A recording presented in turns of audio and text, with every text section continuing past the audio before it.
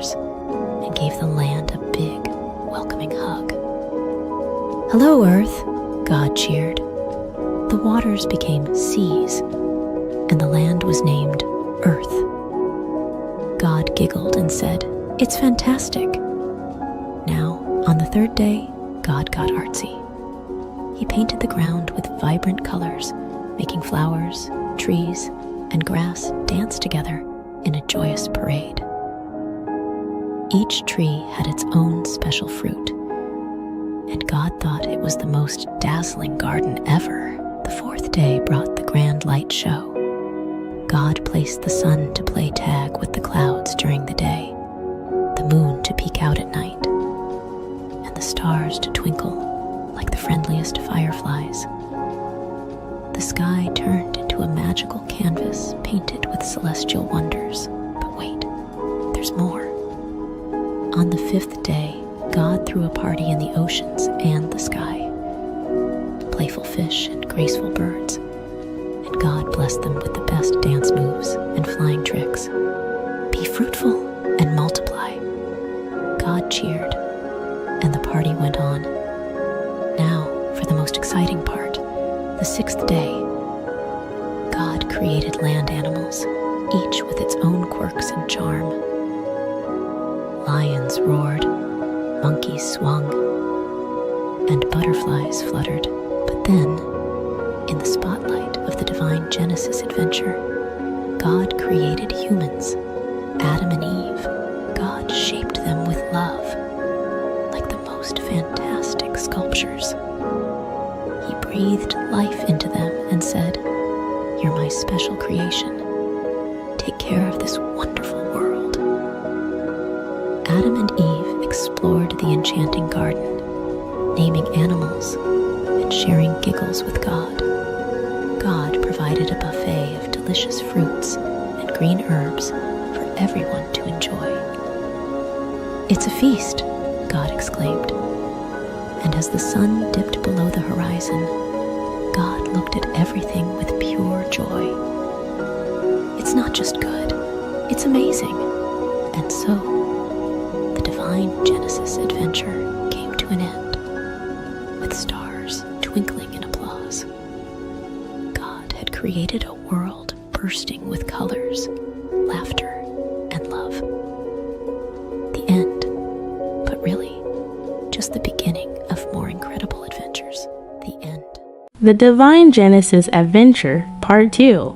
Once upon a time, in the enchanting garden where the flowers danced and the trees whispered tales of creation, a new chapter unfolded. The sun kissed the leaves, and the air was filled with the sweet melody of birdsong. Adam and Eve, the first two adventurers in this divine journey, wandered hand in hand, marveling at the wonders around them. But in the shadows, a cunning serpent slithered. His eyes gleamed with mischief as he approached Eve. Did God truly say, "You shall not eat of every tree of the garden"? The serpent hissed, weaving doubt like a mischievous spell. Eve, with innocence in her eyes, replied, "We may eat the fruit of the trees." But God said, "You shall not eat it, nor shall you touch it, lest you die." The serpent, a master of deception, slyly whispered, "You won't die. God knows that when you eat it, your eyes will open, and you'll be like God, knowing good and evil." Fascinated by the idea of wisdom and knowledge, Eve gazed at the tree. Its fruit looked delicious, pleasing to the eyes, and desirable for gaining wisdom. The serpent's words echoed in her mind, and she plucked the fruit, taking a bite. She then offered it to Adam, and he too took a bite. Suddenly, their eyes were open, and they realized they were naked. Quickly, they sewed fig leaves together to cover themselves, for they felt exposed in the newfound awareness of good and evil. In the cool of the day, they heard the sound of the Lord God walking in the garden. Fearful and ashamed, Adam and Eve hid among the trees. God called, "Where are you?" Adam admitted, "I heard your voice, and I was afraid because I was naked, so I hid." God, in his infinite wisdom, questioned Adam, "Who told you that you were naked? Have you eaten from the forbidden tree?" Adam, unable to bear the weight of his choice, pointed to Eve. "The woman you gave me, she gave me the fruit, and I ate." God turned to Eve, who explained, "The serpent deceived me, and I ate." The consequences unfolded like pages of a story. God spoke to the serpent, cursing it and foretelling a future conflict. To the woman, God spoke of increased sorrow and pain in childbirth, and the man's dominion over her. To Adam, God spoke of the ground being cursed, bringing forth thorns and thistles, and the toil of labor for sustenance. Yet, even in the face of consequences, God showed mercy. He made tunics of skin for Adam and Eve, clothing them with His grace. As Adam named his wife Eve, the mother of all living, they faced the realities of their choices. The divine Genesis adventure took an unexpected turn, revealing the delicate balance between free will and the consequences of decisions. In the end, God, in His infinite love, placed cherubim at the gates of the garden, guarding the way to the tree of life. The adventures of Adam and Eve continue beyond the garden, a journey of redemption and grace, reminding all that even in our choices, God's love and mercy prevail. And so, the divine narrative unfolded, teaching the young and old alike the profound lessons of choice, consequence, and the enduring grace of a loving Creator. The end. Once upon a time, in a world where people had forgotten to be kind, there lived a man named Noah who worshipped God. Noah was a man of faith, but everyone else around him disobeyed and hated God. One day, something shocking happened. God spoke to Noah, revealing a plan to destroy the wicked world, sparing only Noah's family. God instructed Noah to build a wooden ark, a boat big enough for his family and many animals. Noah got to work, following God's exact instructions. Probably, people mocked Noah as he explained why he was building an ark. But Noah kept building, also spreading the word about God, though nobody listened. As the ark neared completion, God brought animals of all kinds, 7 of some species, 2 of others. Birds and beasts, tiny and tall, all made their way to the ark. Perhaps people shouted insults at Noah, but they did not stop sinning against God. They did not ask to enter the ark. Finally, all the animals and birds were aboard. God invited Noah and his family into the ark. As they entered, God shut the door. Then the rain came, a great downpour soaking the earth for 40 days and nights. Floodwaters covered towns and villages. The ark floated on top of the rising waters, sheltering Noah from the flood. After 5 months, a drying wind sent by God brought the ark to rest on the mountains of Ararat. Noah and his family waited inside as the water lowered. Noah sent a raven and a dove out. The dove returned with an olive leaf, a sign that the earth was slowly drying. God told Noah it was time to leave the ark. Together, Noah and his family unloaded the animals. Noah, filled with gratitude, built an altar and worshipped God who had saved him and his family from the awful flood. God gave Noah a wonderful promise. Never again would he send a flood to judge human sin. As a great reminder of this promise, God gifted the world with a rainbow, a beautiful sign of his covenant. And so, Noah and his family found new beginnings after the flood.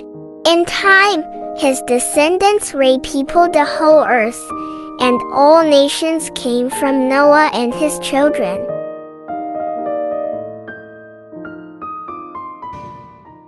God's promise to Abraham. Long ago, after a big flood washed the earth clean, only Noah and his family were safe on a big boat with lots of animals. When the water went away, people started to build things again. They had a big idea. Let's build a tall tower that touches the sky, right up to the stars. They wanted to stay together and be friends forever. But something magical happened. Suddenly, everyone started speaking in different languages. It was so confusing because nobody could understand each other anymore. So, the people split up, finding new places to live with others who spoke the same language. The big city they left behind was called Babel, which means a big mix-up. Then, in a place called Ur, God talked to a man named Abram. God said, "Abram, go on an adventure to a special land I'll show you." Abram, his wife Sarai, and his nephew Lot packed up and went to a beautiful land called Canaan. Canaan was filled with green fields and clear blue skies. Abram and Lot had so many sheep and cows. The land they were living on didn't have enough grass and water for all the animals. So, the workers of Abraham and Lot started arguing over the best spots for their animals to eat and drink. Abram wanted everyone to be happy and not fight. He told Lot, "Let's not argue. You choose any part of the land you like, and I'll go the other way." That way, there was enough room for all their animals. Lot looked around and saw a really nice area with lots of water and green grass near the cities of Sodom and Gomorrah. It looked like the best spot for his animals, so he chose to move there. Abraham stayed in the land of Canaan where God asked him to stay. Even though Abraham and Lot had to live apart to stop the arguing, Abraham made sure they did it in a kind and peaceful way, showing he was a really good uncle and a wise man. God saw Abram's kind heart and told him, "This whole big, beautiful land will belong to you and your children and their children after them, forever." But Abram and Sarai were very old and didn't have any children. They wondered, how will God's promise come true?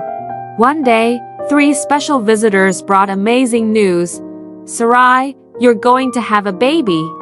Sarai laughed because she thought she was too old for that. God also changed their names to Abraham and Sarah to show they were going to start a big family. Then, God said he had to fix the 2 naughty cities near where Lot lived. Abraham was worried for Lot. Lot listened to the angels and escaped with his daughters. But Lot's wife looked back and turned into a salt statue. Then, the most wonderful thing happened. Even though they were very old, Abraham and Sarah had a baby boy named Isaac. Isaac, which means laughter. They were so happy and amazed at God's miracle. Abraham knew then that God always keeps his promises, like giving him a big family and a beautiful land to live in. And that's the story of how Abraham and Sarah learned to trust in God's promises, no matter how impossible they seemed. The end. Once upon a starry night, in a land filled with whispers of the past and promises for the future, Abraham, a man known for his kindness and faith, received a very tough test from God. God asked him to do something unimaginable, to offer his dearest son Isaac as a special gift back to God. This was to see if Abraham trusted God above all else, even more than he loved his precious son. Abraham's heart felt heavy, like a stone sinking in a deep, deep ocean. But deep inside, he knew he had to trust God, no matter how hard it seemed. So, with a brave yet heavy heart, he prepared for the journey. As the first light of dawn painted the sky in soft hues of pink and orange, Abraham, Isaac, and their 2 faithful servants set off on a journey filled with uncertainty. Abraham carried the fire and a knife, while Isaac, unaware of what was to come, carried the wood for the fire. As they neared the mountain that God had told them about, Abraham asked his servants to wait for them at the foot of the mountain. "Isaac and I will go up to worship, and then we'll come back to you," he said with a gentle smile.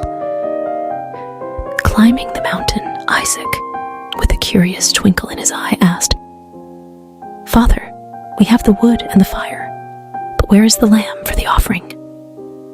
Abraham, with a heart full of hope, replied, "My son, God will take care of it. He will provide the lamb for the offering."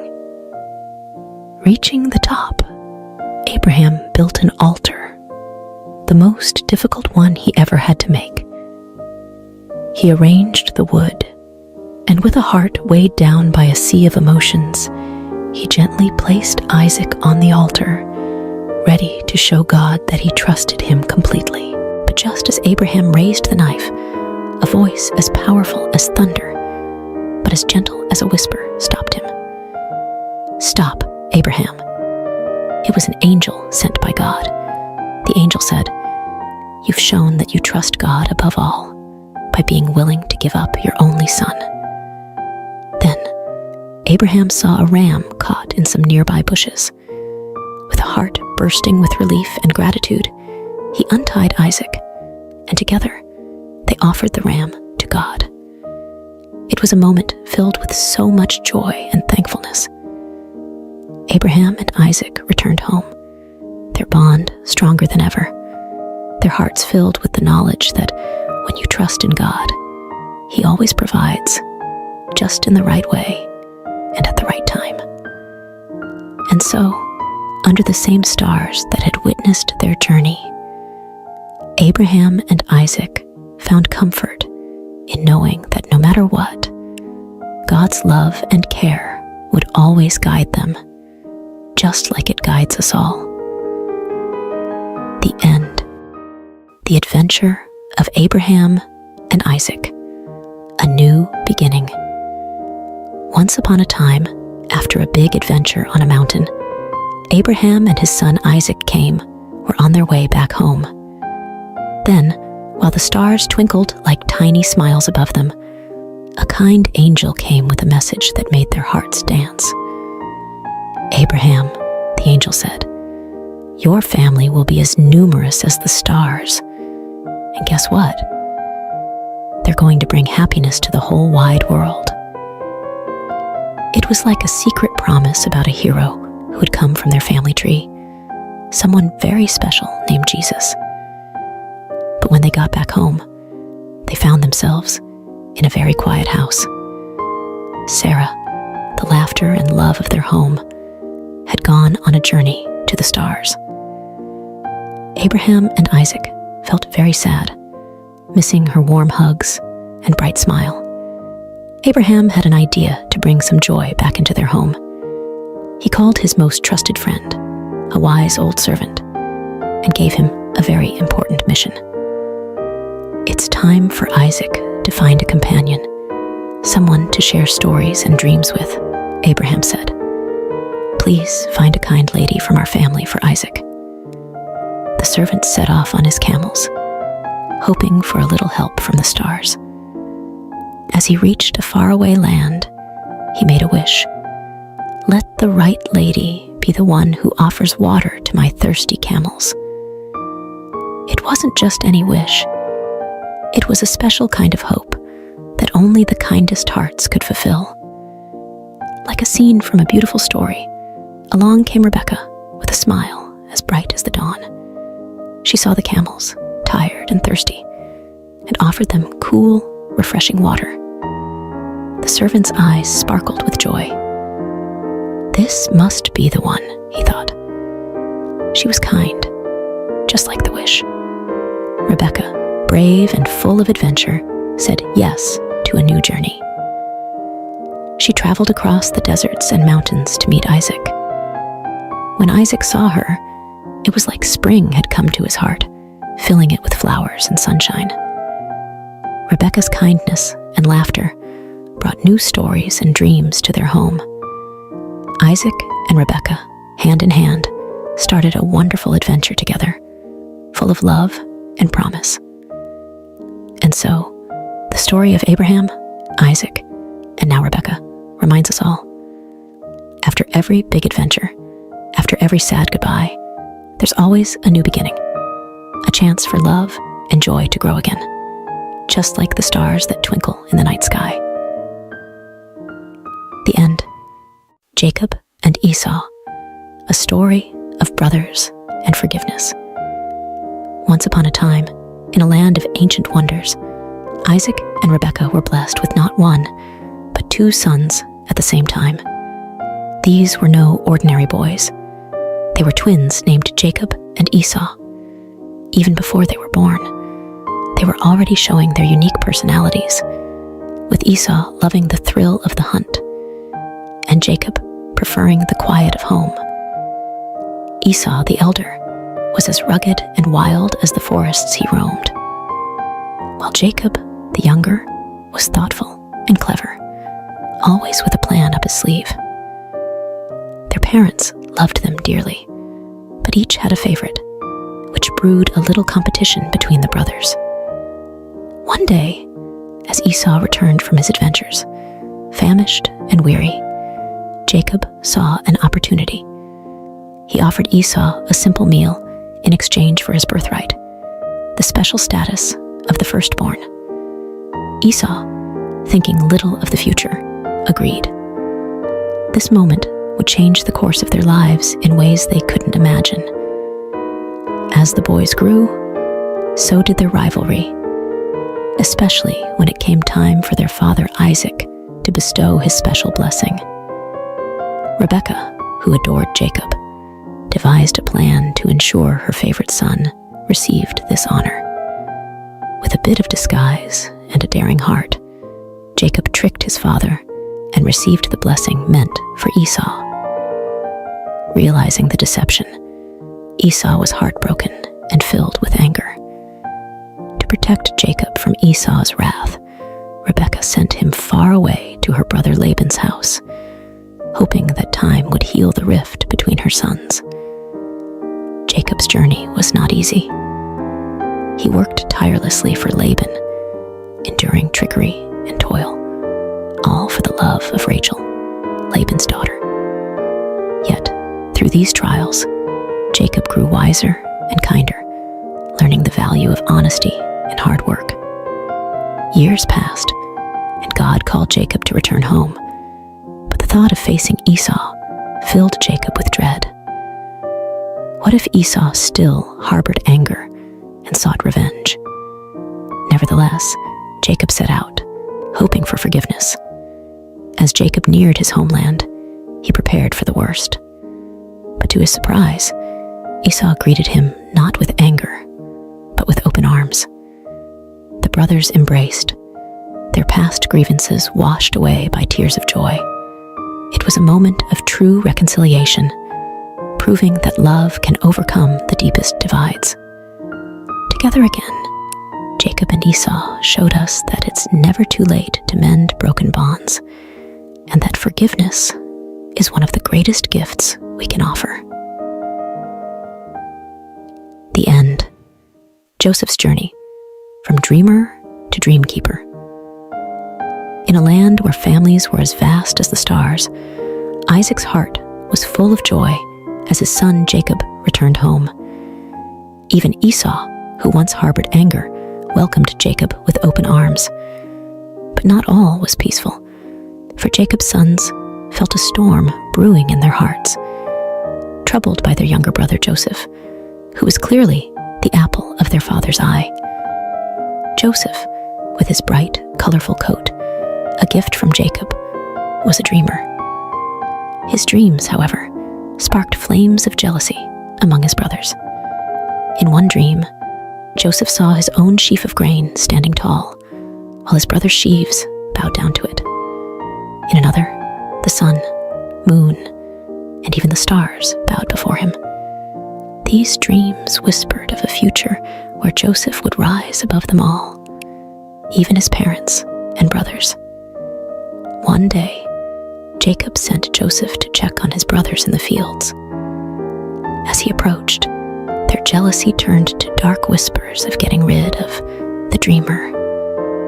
Reuben, the eldest, suggested they put Joseph in a pit instead, secretly planning to save him later. But while Reuben was away, a caravan heading to Egypt appeared. Judah, another brother, proposed they sell Joseph instead of harming him directly. And so, for 20 pieces of silver, Joseph's fate was sealed, and he was taken far from his homeland, his heart heavy with sorrow and fear. The brothers deceived their father, presenting Joseph's colorful coat, now stained with goat's blood, letting Jacob believe his beloved son was gone forever. Jacob's grief was a deep well of sorrow, with no one able to console him. Meanwhile, in Egypt, Joseph found himself a slave in Potiphar's house. Despite his hardships, Joseph's diligence and trust in God shone brightly, earning him Potiphar's favor and the position of chief servant. But just as things seemed to be looking up, Joseph faced a new trial. Potiphar's wife, with dishonest intentions, falsely accused Joseph, leading to his unjust imprisonment. Even in the depths of a dungeon, Joseph's spirit remained unbroken. He understood that through all trials, honoring God was his true strength, a beacon of hope that illuminated even the darkest of places. The end. Joseph's journey from prison to palace. Once upon a time, in a far-off land called Egypt, Joseph found himself in a dark prison, wrongly accused by Potiphar, his former master. But even in such a grim place, Joseph's kindness and helpful nature shone bright. The wardens saw something special in Joseph and trusted him to help organize prison life, making it a better place for everyone. One day, Joseph noticed two new prisoners looking particularly downcast. They were the king's baker and butler, troubled by dreams they couldn't understand. Joseph, with his unwavering faith, assured them, "God can reveal what your dreams mean. Tell me about them." To the butler, Joseph predicted a return to Pharaoh's favor in just 3 days and asked to be remembered. To the baker, however, Joseph had to deliver some unfortunate news. Just as Joseph had said, the butler was restored to his position, but he forgot about Joseph, leaving him in prison. Time passed until one day, Pharaoh himself was troubled by a mysterious dream. Remembering Joseph's gift, the butler finally spoke up, leading to Joseph's summoning. Standing before Pharaoh, Joseph humbly explained that the dream foretold 7 years of abundance, followed by 7 years of famine. He advised Pharaoh to store food during the good years to prepare for the tough times ahead. Impressed by Joseph's wisdom and his clear connection to God, Pharaoh declared, "You will take charge in Egypt, second only to me." And so, Joseph went from prison to palace, overseeing the land's preparations for the coming famine. As predicted, the years of plenty came and went, and famine spread across the land. Back in Joseph's homeland, his family was starving. Jacob sent his sons to Egypt to buy grain, not knowing that they would come face to face with their long-lost brother, now the lordly ruler of Egypt. Joseph recognized his brothers, but they didn't know him. Recalling his boyhood dreams, Joseph realized that this moment was part of a bigger plan. He tested his brothers, demanding they return with their youngest brother Benjamin to prove their honesty. When they returned, Joseph could no longer hide his true identity. Overcome with emotion, he revealed himself to his brothers, saying, "I am Joseph, your brother, whom you sold into Egypt."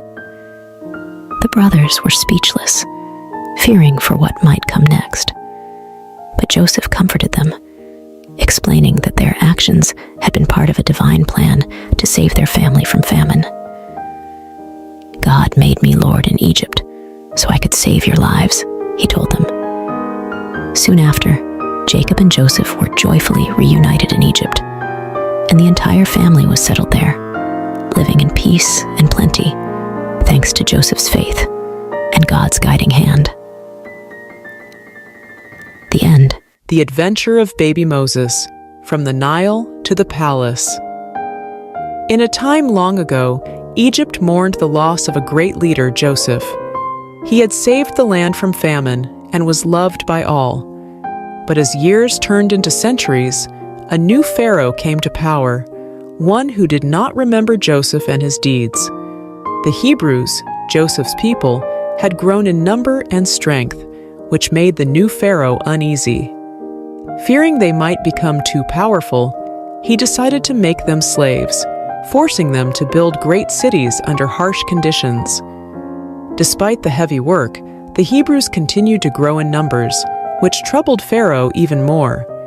So he made a terrible order. All newborn Hebrew boys were to be thrown into the river Nile. One Hebrew family, desperate to save their baby boy, crafted a plan. They carefully placed him in a snug, watertight basket and set it afloat among the reeds of the Nile, trusting in a higher power to protect their child. As the basket bobbed gently in the water, the baby's sister watched from a distance, her heart filled with hope and fear. Then, something unexpected happened. Pharaoh's daughter came to the river to bathe and spotted the curious basket among the reeds. With a mix of surprise and compassion, she ordered her servant to bring the basket to her. Upon opening it, the sound of the baby's cry touched her heart. It's a Hebrew child, she realized, but instead of sending him to a cruel fate, she chose kindness. Poor little thing, you're so beautiful, she cooed, perhaps even playing with the baby as anyone would with a precious little one. Watching all this unfold, the baby's sister saw an opportunity. She bravely approached the princess and offered to find a Hebrew woman to nurse the child. The princess agreed, not knowing the girl would bring the baby's own mother. Rushing home, the sister called out to her mother, "Come quickly! Oh, hurry!" Without a moment to lose, they both hurried back to the riverbank. There, Pharaoh's daughter entrusted the baby to his mother, saying, "Nurse him for me, and I will pay you." She named him Moses, which means drawn from the water. In a twist of fate, baby Moses was back in his parents' arms, where they taught him to love God and cherish his heritage. But soon, he would grow up in the palace as the son of Pharaoh's daughter, destined for greatness, part of a divine plan far beyond what anyone could imagine. The end.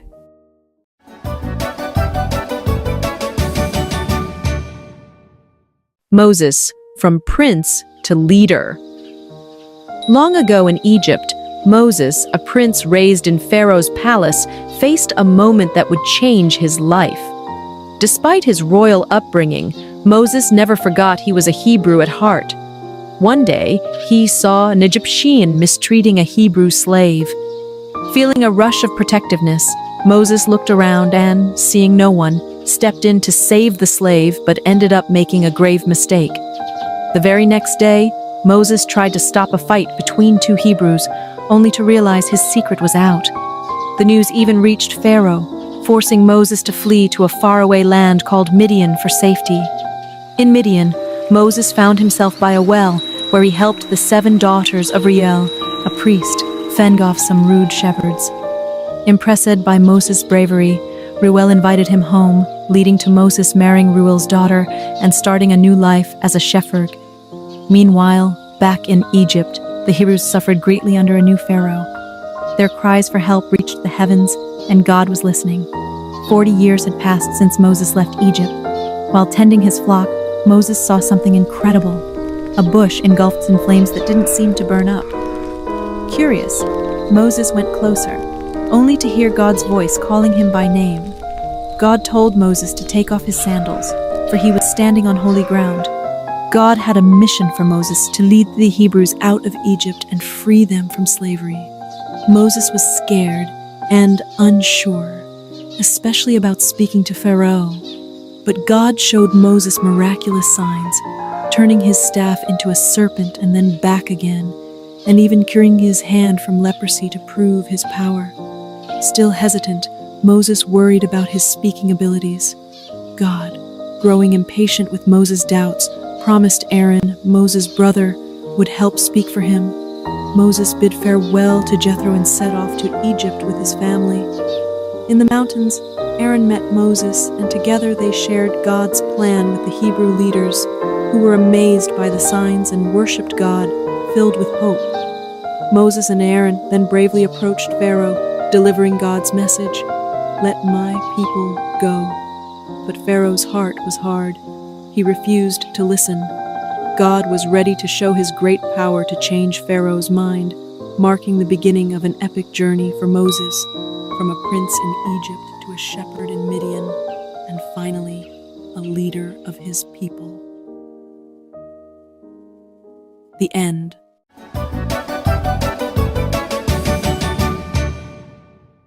Moses, from prince to leader. Long ago in Egypt, Moses, a prince raised in Pharaoh's palace, faced a moment that would change his life.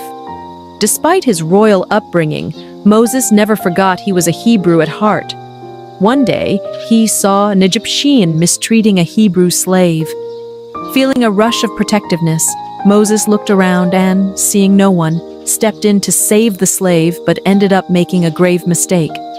The very next day, Moses tried to stop a fight between two Hebrews, only to realize his secret was out.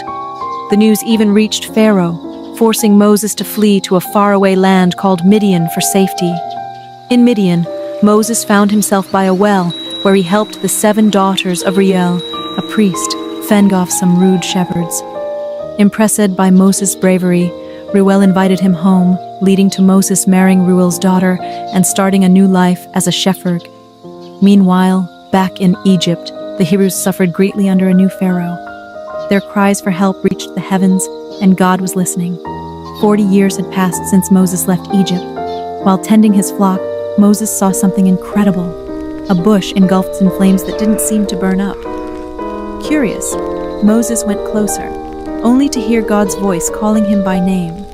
God told Moses to take off his sandals, for he was standing on holy ground. God had a mission for Moses to lead the Hebrews out of Egypt and free them from slavery. Moses was scared and unsure, especially about speaking to Pharaoh. But God showed Moses miraculous signs, turning his staff into a serpent and then back again, and even curing his hand from leprosy to prove his power. Still hesitant, Moses worried about his speaking abilities. God, growing impatient with Moses' doubts, promised Aaron, Moses' brother, would help speak for him. Moses bid farewell to Jethro and set off to Egypt with his family. In the mountains, Aaron met Moses, and together they shared God's plan with the Hebrew leaders, who were amazed by the signs and worshipped God, filled with hope. Moses and Aaron then bravely approached Pharaoh, delivering God's message, "Let my people go." But Pharaoh's heart was hard. He refused to listen. God was ready to show his great power to change Pharaoh's mind, marking the beginning of an epic journey for Moses, from a prince in Egypt to a shepherd in Midian, and finally, a leader of his people. The end.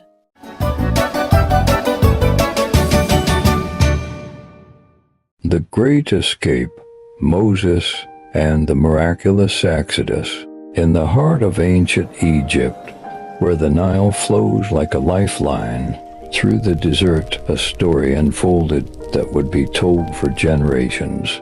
Pharaoh, the mighty ruler of Egypt, was filled with anger.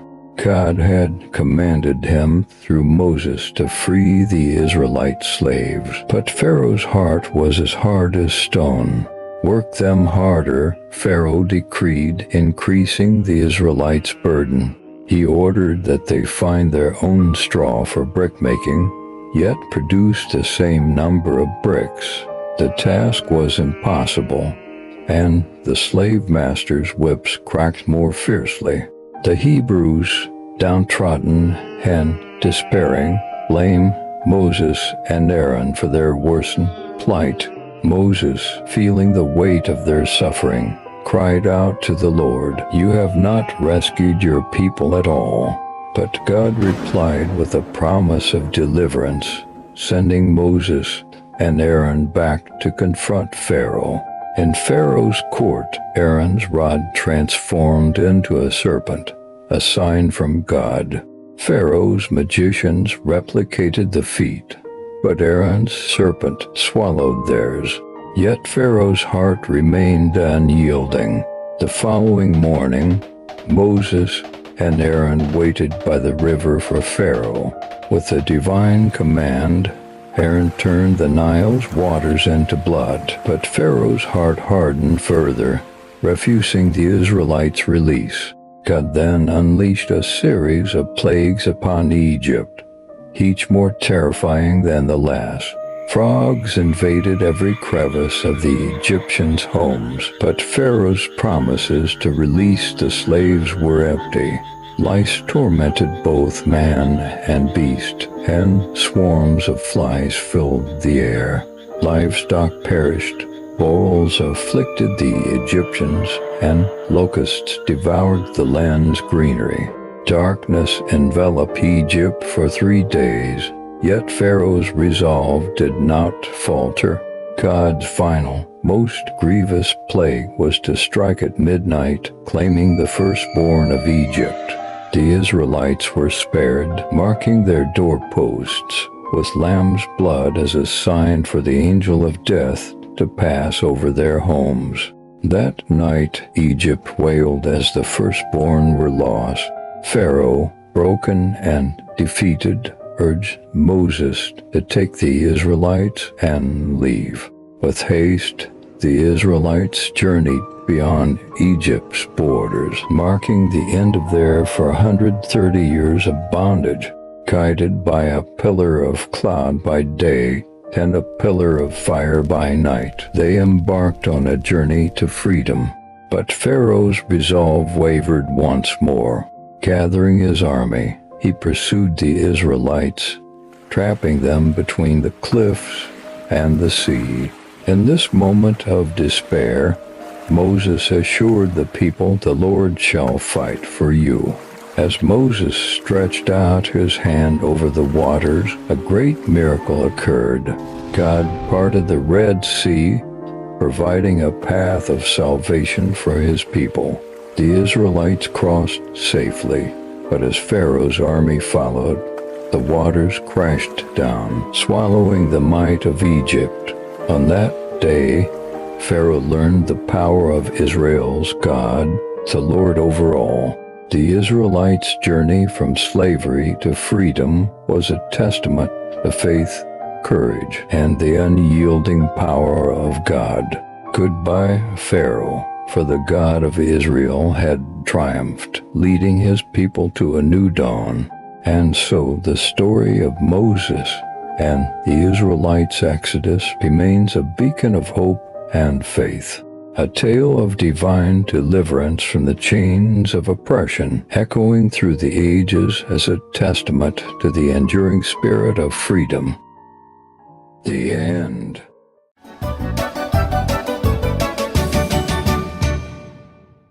"40 Years of Faith, the epic journey from Egypt to Canaan." In a monumental act of deliverance, God freed the Israelites from Egyptian bondage. Moses, leading this newly liberated nation, initiated a song of worship, praising God's glorious triumph. But the harsh desert soon tested their faith. Thirsty and despairing at a pool of bitter water, their complaints rose to heaven. Yet God responded with kindness, transforming the water into a refreshing drink. Their complaints didn't cease there. Reminiscing the food in Egypt, they lamented their fate in the desert. But God's providence was unwavering. Quails by evening and heavenly manna each morning became their sustenance. This manna, a sweet reminder of God's care, required trust in daily provision. Yet, some hoarded, only to find their stash spoiled. Except on the Sabbath, teaching a profound lesson in obedience and rest. God's protection extended beyond their basic needs. When the Amalekites attacked, victory was theirs as long as Moses held high the rod of God. This divine partnership was further solidified when God proposed a covenant, making them his special people, an offer they eagerly accepted. At Mount Sinai, Moses received the 10 Commandments, direct instructions on living a life aligned with God's will. But in a grave turn of events, the Israelites fashioned and worshipped the golden calf, inciting divine and mortal wrath. The shattered tablets symbolize broken fidelity. Yet God, in his mercy, renewed the covenant and instructed the construction of the tabernacle, a sacred space signifying his constant presence. As they approached Canaan, the land of promise, spies were sent to survey. Despite the land's bounty, only Joshua and Caleb trusted in God's victory. The majority succumbed to fear, their disbelief poisoning the entire community's faith, leading to a decree from God, a 40-year odyssey in the wilderness. A period of wandering reserved for a generation that witnessed miracles but harbored disbelief. This story, spanning from Exodus 15 to Numbers 14, not only recounts a physical journey but also charts a spiritual expedition of a nation learning to trust and obey their omnipotent, omnibenevolent God. The end.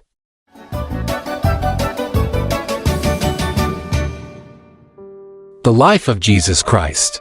In the stillness of Bethlehem's night, a light was kindled that would illuminate the world forevermore. Born to Mary, a woman of profound faith, and Joseph, a man of humble origins, was baby Jesus.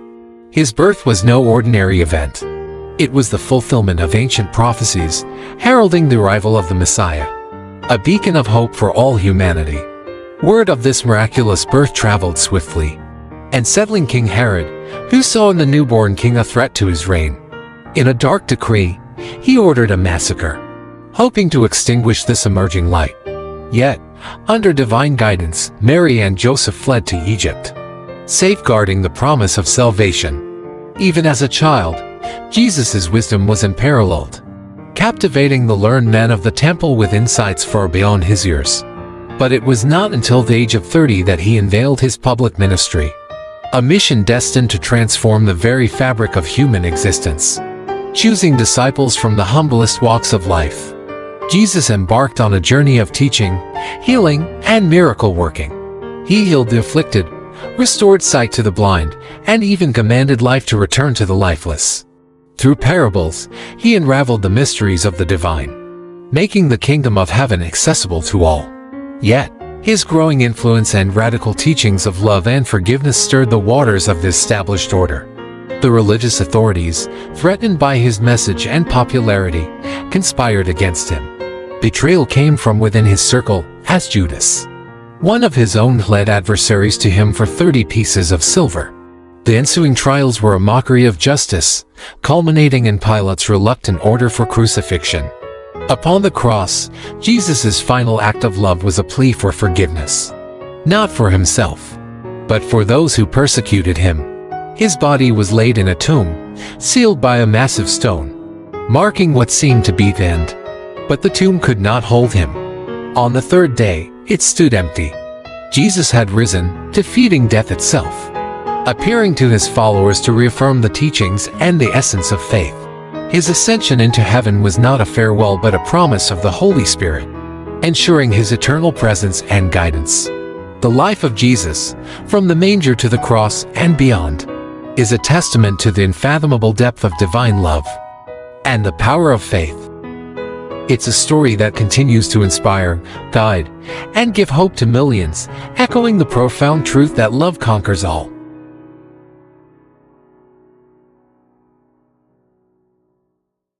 Joshua and the walls of Jericho. In the wake of Moses' passing, a new chapter unfolded for the Israelites. Joshua, anointed by divine decree, stood at the threshold of immense responsibility. He understood that before he could marshal his forces for the battles ahead, he needed to fortify his spirit and align his heart with God's will. As Joshua stepped into his role, God's promise was clear: adhere to the divine